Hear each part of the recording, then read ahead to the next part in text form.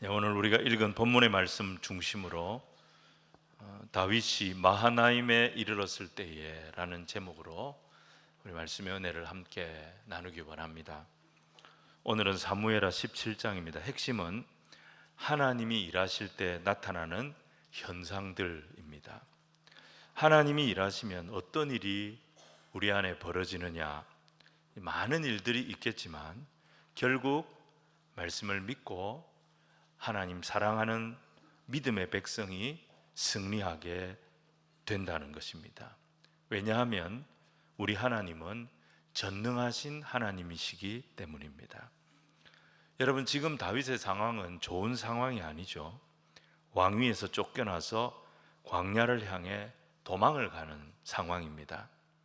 광야는 외로움, 비참함, 두려움이 기다리고 있는 곳입니다.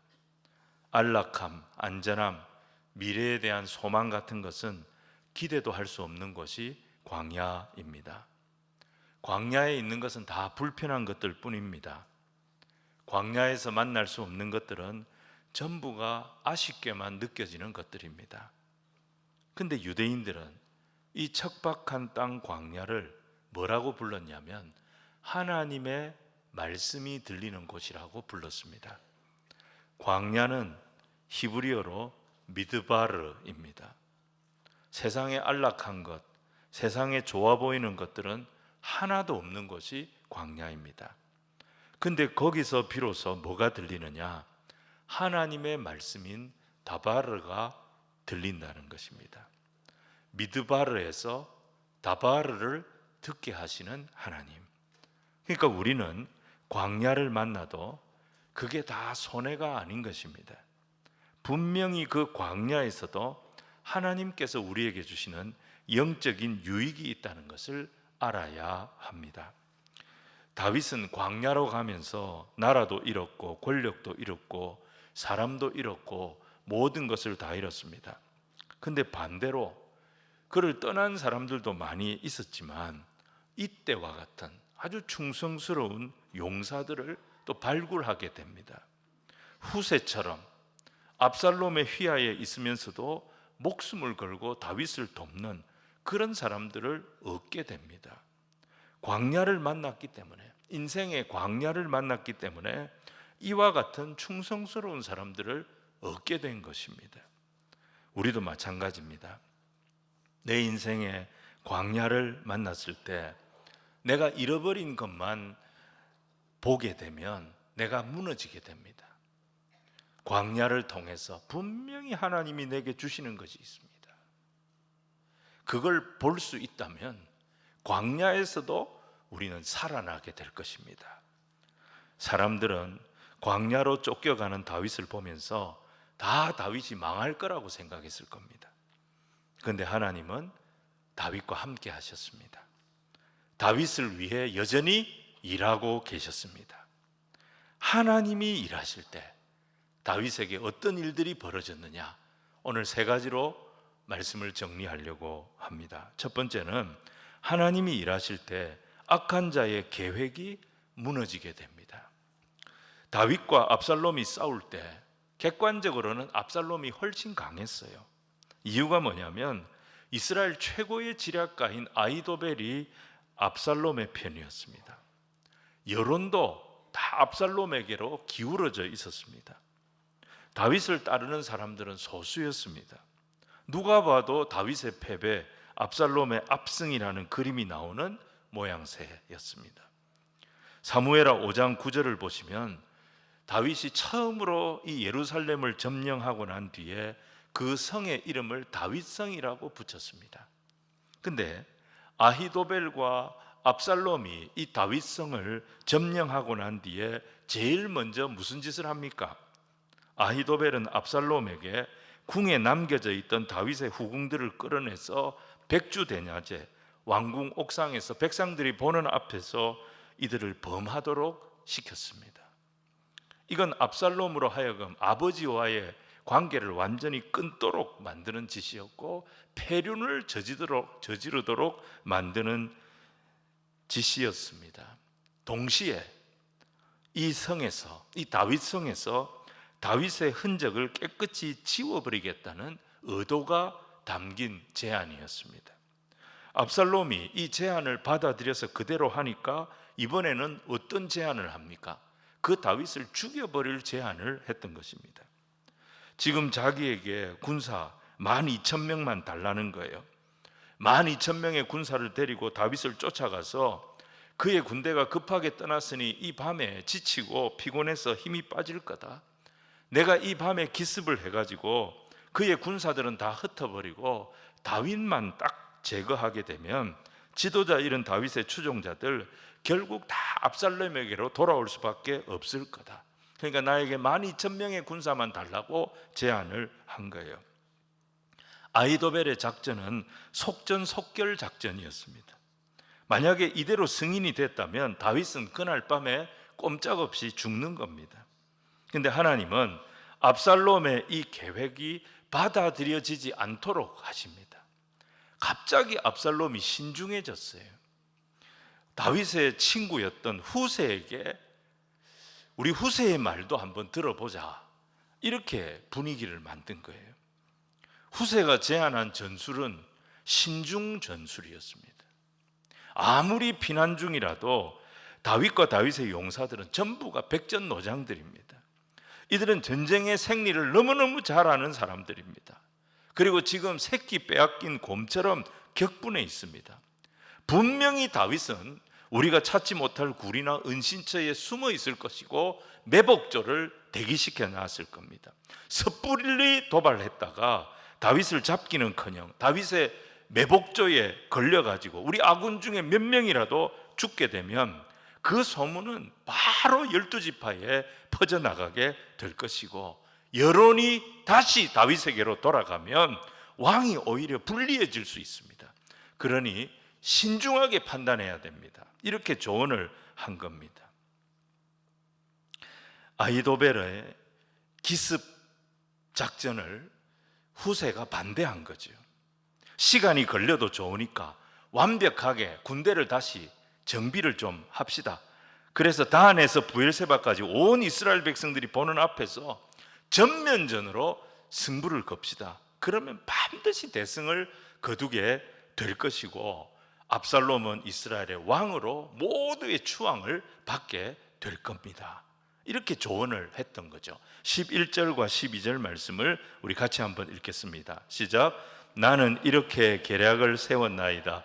온 이스라엘을 다음부터 브엘세바까지 바닷가에 많은 모래같이 당신께로 모으고 친히 우리가 그 만날 만한 곳에서 그를 기습하기를 이슬이 땅에 내림같이 우리가 그의 위에 덮여 그와 그 함께 있는 모든 사람을 하나도 남겨두지 아니할 것이요.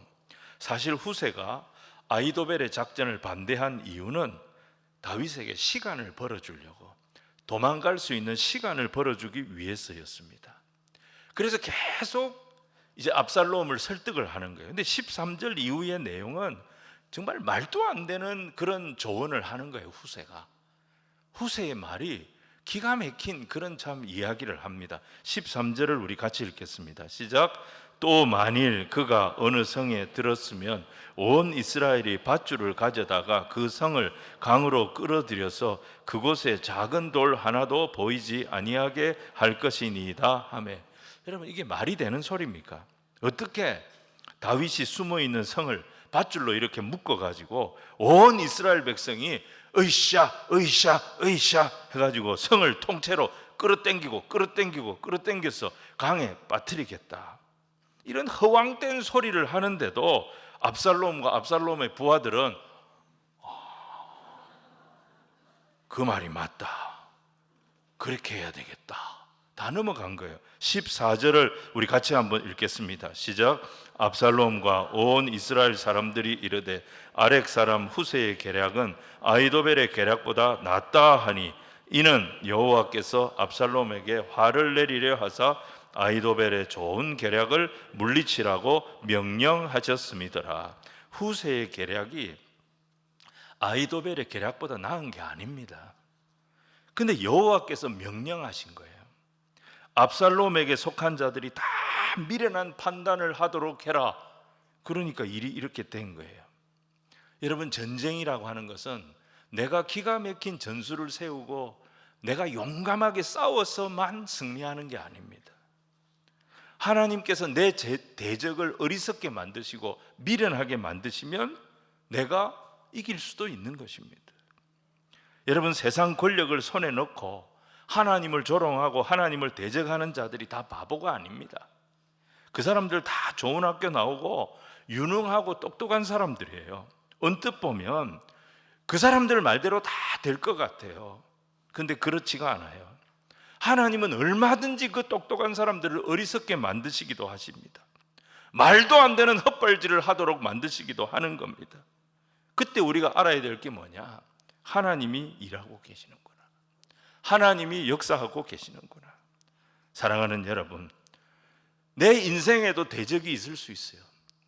나를 무너뜨리려고 하고 나를 힘들게 하는 내 대적이 있을 수 있어요.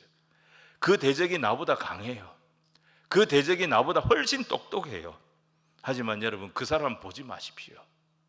그 사람 위에 역사하고 계신 하나님을 볼 수 있는 영적인 눈이 열리기를 주님 이름으로 축원을 드립니다.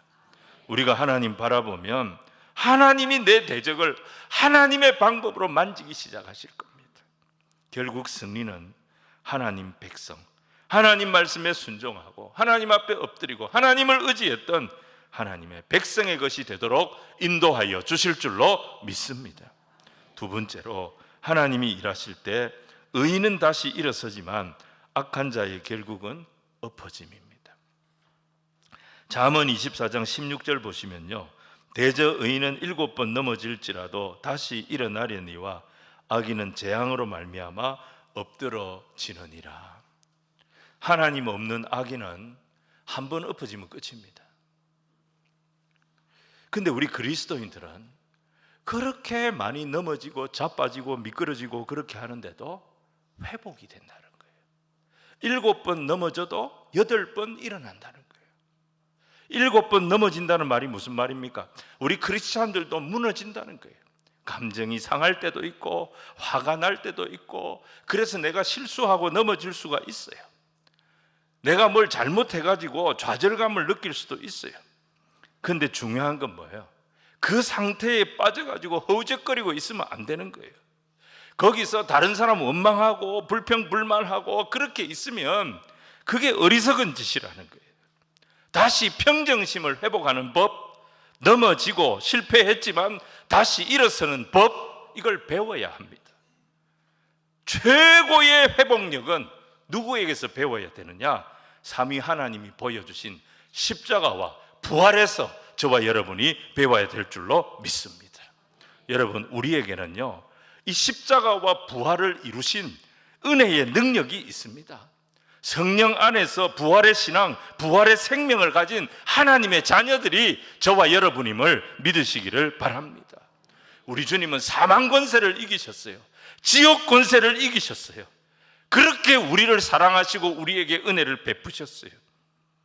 아무리 우리가 무너진 자리에 있다 할지라도 일어설 수 있는 힘이 바로 이 십자가와 부활의 능력에서 나오고 있다는 것을 기억해야 합니다. 예레미야는요, 하나님 말씀 전하는 선지자였어요. 근데 아무도 예레미야의 말을 듣지 않았고 사람들은 다 그를 조롱하고 모욕했습니다. 너무 낙심이 돼가지고 좌절이 와서 힘들어서 다 때려치우고 포기하려고 그랬습니다. 그래서 예레미야 20장 9절에 보면 뭐라고 말합니까?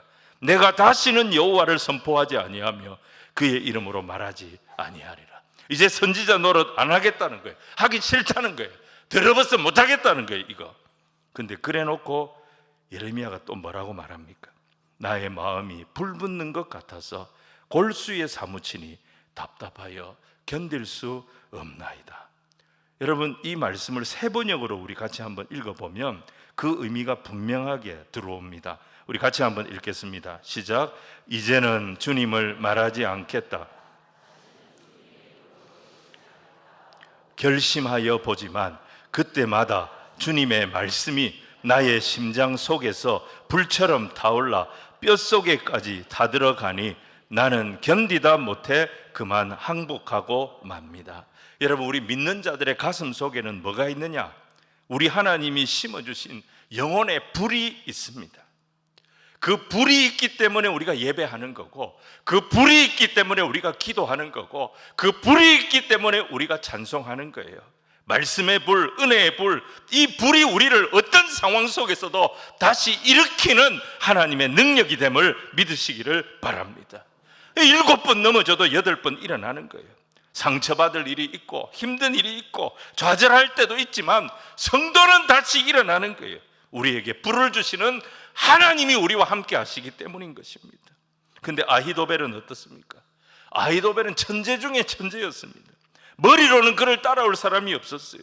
근데 그의 영혼에는 이런 생명의 불이 없었습니다. 한 번 거절당했는데, 한 번 자기 계획대로 안 됐는데 이 사람은 결국 어떻게 합니까? 극단적 선택을 해버렸던 거예요. 천재면 뭐합니까? 실패의 감정, 분노의 감정을 전혀 조절하지 못하는 감정 조절 장애자가 아히도벨이었어요. 불쌍한 사람이었어요. 여러분, 지난 한 해 2024년 대한민국 자살 사망 학생 수가 221명, 역대 최고치였습니다. 자살 시도자는 그것보다 훨씬 더 많았겠죠. 학생 10만 명당 4.31명, 2020년에는 2.70명, 1.6배가 늘어난 거예요. 초등학생, 중학생은 그 숫자가 좀 감소했는데 고등학생이 26명이 늘어났어요. 이유가 뭐냐 봤더니 부모와의 갈등, 성적 비관, 이성 문제, 친구와의 갈등, 그런 이유였어요. 작년에도 그런 일이 있었죠. 수능시험 성적이 안 나와가지고 그거 비관해서 서울의 어느 다리에서 자살 시도했다가 시민들이 붙잡아가지고 살린 경우가 있었죠. 중간고사는 1등 했는데 기말고사 2등 했다고 극단적 선택을 하는 경우도 있었죠. 경쟁을 부추기는 이 사회 속에서 이런 아픔이 계속 나오고 있어요. 여러분, 지금 아이들에게 필요한 것은 학원이 아닙니다. 20등, 30등을 해도 신앙 공동체에 와가지고 평화로다, 하늘 위에서 내려오네, 교회 와서 찬송 부르고 친구들하고 교제하고 하나님 말씀 듣고 떡볶이 사 먹고 그러면서 다 마음을 치유하고 해결할 수 있는 신앙 공동체가 필요한 거예요. 여러분, 신앙을 가진 아이들이 훨씬 건강하게 자랍니다. 신앙을 가진 아이들이 앞으로 훨씬 복된 삶을 살게 될 줄로 믿습니다. 자기 감정, 자기 욕망을 따라 살면요, 사람은 계속 비교하게 돼 있습니다. 비교하고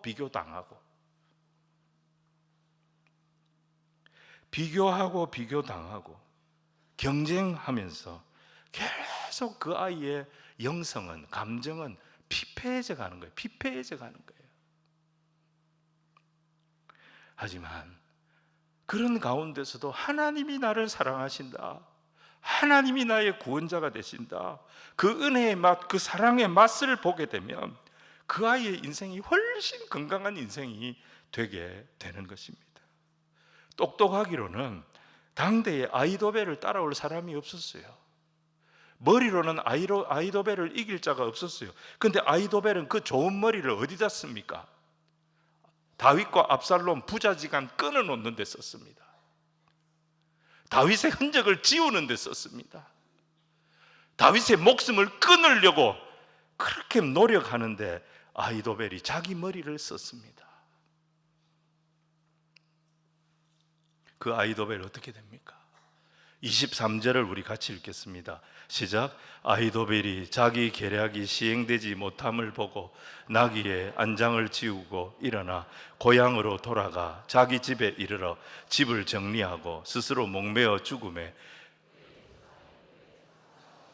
아히도벨의 문제는 너무 똑똑한 게 문제였습니다. 너무 똑똑하니까 자기 계략을 무시한 압살롬의 미래가 눈에 보였던 거예요. 후세의 꾀를 쫓아가네. 후세의 꾀를 쫓아가면 망할 텐데 내가 그러면 지금까지 저 망할 사람을 도왔네. 저 사람 망하고 나면 다윗이 돌아올 텐데 다윗이 돌아오면 압살롬을 도왔던 나도 죽겠구나. 너무 똑똑했기 때문에 이 천재의 눈에는 압살롬의 미래가 다 보였고요, 압살롬을 도왔던 자기의 미래까지도 다 보였던 거예요.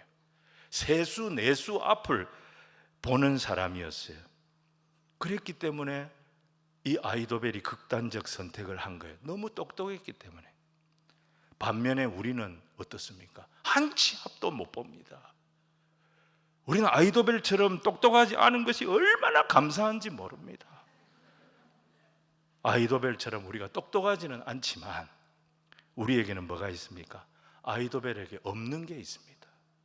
생명의 불, 영혼의 불, 말씀의 불, 부족한 나를 위하여 지금도 하나님이 일하고 계신다, 이 믿음이 저와 여러분에게 있기 때문에 우리가 훨씬 복 있는 자임을 기억하시기를 바랍니다. 빌립보 4장 6절에 뭐라 그랬어요? 아무것도 염려하지 말고 다만 모든 일에 기도와 간구로 너희 구할 것을 감사함으로 하나님께 아뢰라고 하셨습니다. 우리가 감사함으로 하나님 앞에 어떤 상황에서도 부르짖을 수 있는 이유가 뭡니까? 7절 보니까 그리하면 모든 지각에 뛰어난 하나님의 평강이 그리스도 예수 안에서 너희 마음과 생각을 지키시리라. 하나님께서 우리의 마음을 지키시고 하나님께서 우리의 생각을 지켜주시기 때문에 우리는 흔들릴지라도 그 자리에서 기도할 수 있는 거예요. 담대하게 부르짖을 수 있는 거예요. 세상에서 아무리 흔들린다 할지라도, 물처럼 내 마음이 녹아져 내린다 할지라도 하나님 앞에 나와서 예배하기 시작하면 아무리 억울하고 원통한 일이 있어도 한나처럼 여호와의 전에 나와서 기도의 무릎을 꿇기 시작하면 다시 일어날 수 있는 은혜를 주께서 부어주실 줄로 믿습니다. 그래서 아무리 속상해도 여러분, 대적을 너무 겁내지 마십시오. 대적은 하나님이 없어요. 그래서 아무리 지가 강하고 똑똑해봤자 한 번 넘어지면 끝입니다. 못 일어납니다. 우리는 어느 시인이 노래했던 것처럼 흔들리며 피어나는 꽃과 같습니다. 흔들리긴 해도 말씀이 있습니다.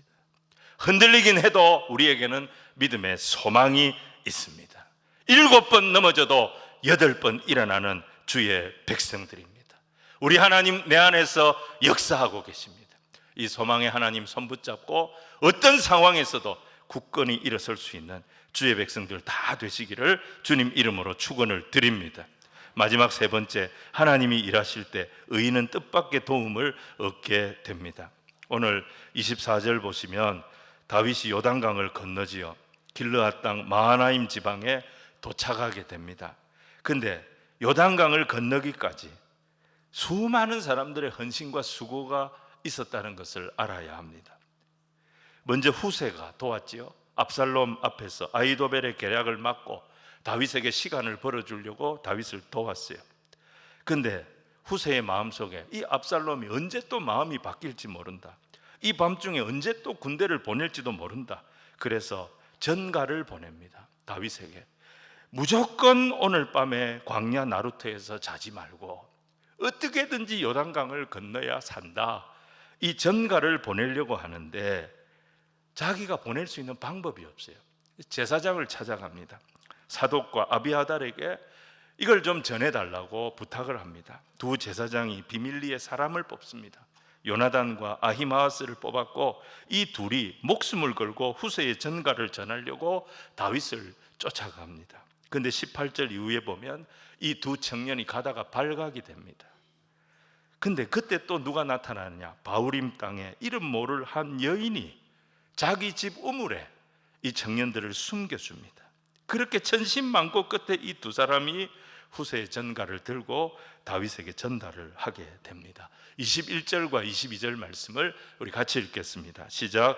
그들이 간 후에 두 사람이 우물에서 올라와서 다윗 왕에게 말하여 이르되 당신들은 일어나 빨리 물을 건너소서. 아히도벨이 당신들을 해하려고 이러이러하게 계략을 세웠나이다. 다윗이 일어나 모든 백성과 함께 요단을 건널새 새벽까지 한 사람도 요단을 건너지 못한 자가 없었더라. 이렇게 걷는 거예요. 근데 문제는 요단강은 건넜습니다. 근데 요단강만 건넜지 또 아무 대책이 없어요. 어떻게 해야 될지 아무 계획도 없어요. 근데 이때 누가 오느냐? 암몬 사람들이 나타납니다. 암몬 사람들이 찾아와서 다윗을 돕기 시작합니다. 왜 암몬 사람들이 다윗을 돕습니까? 모르지요. 그거는 모르지요. 이유를 모르지요. 이게 하나님이 하시는 일이었던 거예요. 저도 지금까지 주의 일을 하면서 인생의 크고 작은 어려운 고비를 만났을 때 내가 기대했던 사람, 저 사람이 나를 도와주면 큰 도움이 될 텐데 내가 그렇게 해가지고 도움을 받은 적이 거의 없습니다. 사람 의지할 때는 실망밖에 없었습니다. 근데 전혀 기대하지 않았던 사람이 움직입니다. 저분이 왜 저렇게 나를 돕지? 저분이 왜 저렇게 나를 적극적으로 돕지? 이유를 몰라요. 이유가 없어요. 갑자기 나타나서 그냥 돕고 또 그냥 사라집니다. 오늘 본문의 암몬 사람들이 다윗에게 그런 사람들이었어요. 이번에 우리가 옮겨가게 될 새 예배당 이제 1층에 도서관이 있는데 신앙 양서를 좀 구입해서 비치를 하려고 하니까 제가 몇 번 광고를 드렸지 않습니까? 진짜 생각지도 못했던 분들이 저희들이 이렇게 책을 구해오기 그러니까 교회에서 이 돈으로 책을 좀 사가지고 비치해서 우리 다음 세대 영적으로 건강한 아이들로 자랄 수 있도록 좋은 책을 좀 읽을 수 있도록 그렇게 해주시면 좋겠습니다. 헌금하는 분들이 계시더라고요. 500만 원씩, 100만 원씩, 30만 원씩. 이름도 몰라요. 누군지도 몰라요. 이렇게 헌금하는 분들이 있어요. 여러분, 교회 일은요, 걱정한다고 교회 일이 되는 거 아닙니다. 우리가 주님이 주신 사명에 진심으로 충성하면 일은 하나님께서 하시는 것을 보게 될 줄로 믿습니다. 사람도 하나님이 붙여주시는 거예요. 물질도 하나님이 채워주시는 거예요. 목회를 하면서 그걸 경험해야 하나님이 살아계시고 하나님이 두려운 줄을 아는 거예요.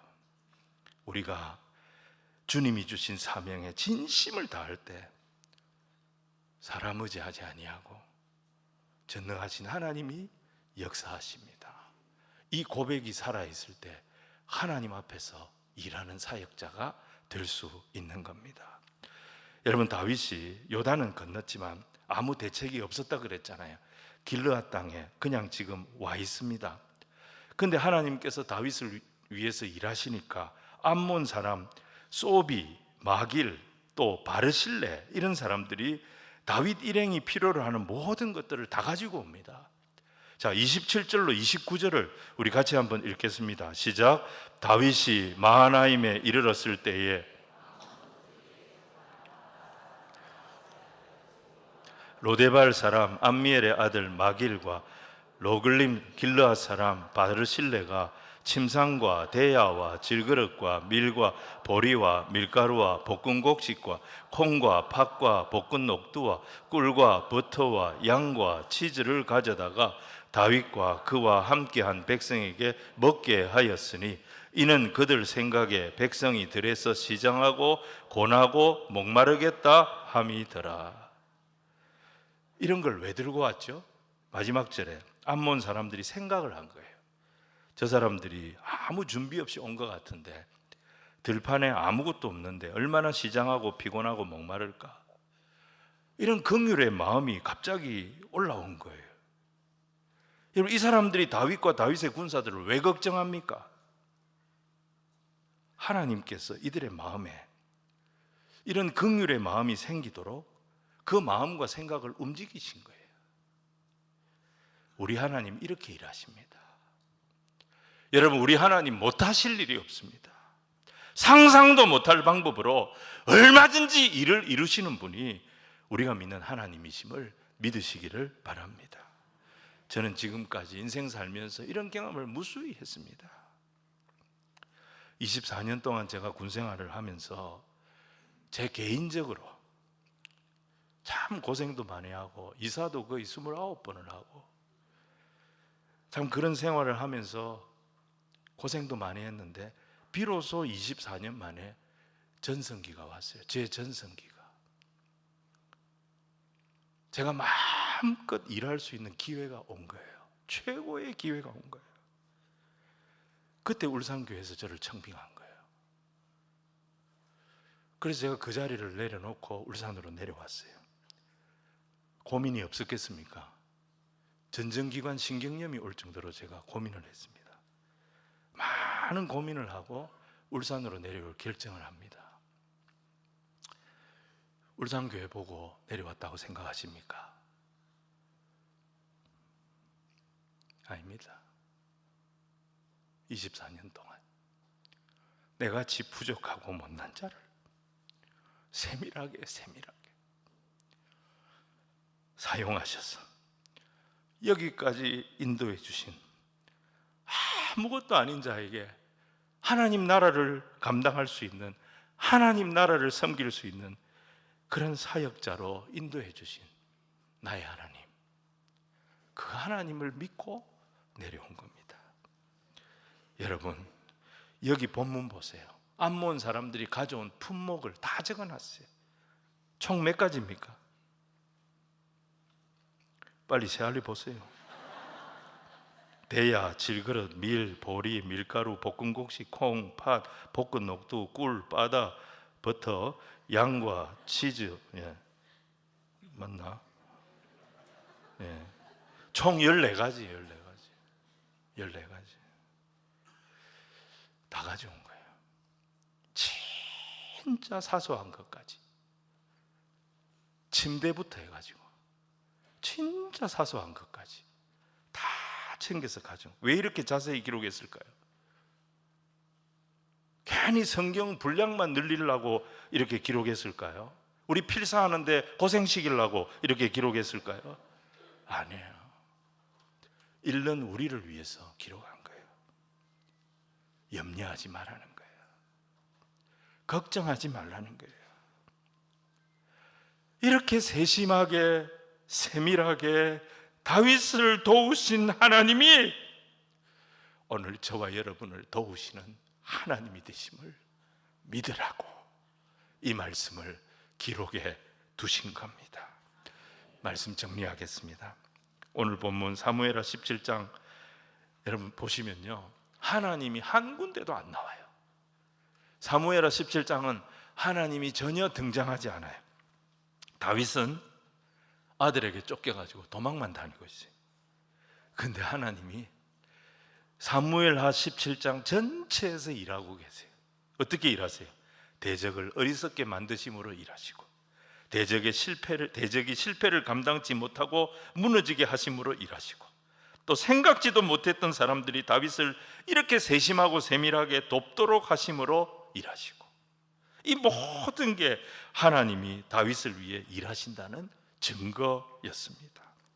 여러분, 우리가 이 세상을 살아가는 것이 힘들지요. 이 세상을 살아가는 게 참 어렵지요. 길이 보이지 않고 답이 보이지 않고. 하지만 여러분 기억하세요. 우리에게는 믿음이 있어요. 우리의 영혼에는 불이 있어요. 다윗에게 임하셨던, 다윗을 세밀하게 도우셨던 하나님의 일하심이 저와 여러분의 삶에도 함께 하심을 믿고 그 하나님 의뢰하는 우리 모두가 되기를 축복합니다. 이제 우리는 다음 주일부터 새 예배당에서 이 하나님 예배하게 될 겁니다. 세밀하신 우리 하나님, 이 예배당에서 43년 동안 우리 믿음의 선배들의 기도를 들어주셨고, 간구에 함께 해주셨고, 우리 교회가 주님 주시는 사명 감당하도록 역사해 주셨습니다. 이제 70주년을 바라보는 울산교회가 새로운 예배당으로 옮기게 됩니다. 그곳에서도 더 귀하고 복된 교회로 69년을 도우셨던 동일하신 하나님의 은혜를 경험하는 우리 모두가 되기를 주님 이름으로 축원을 드립니다.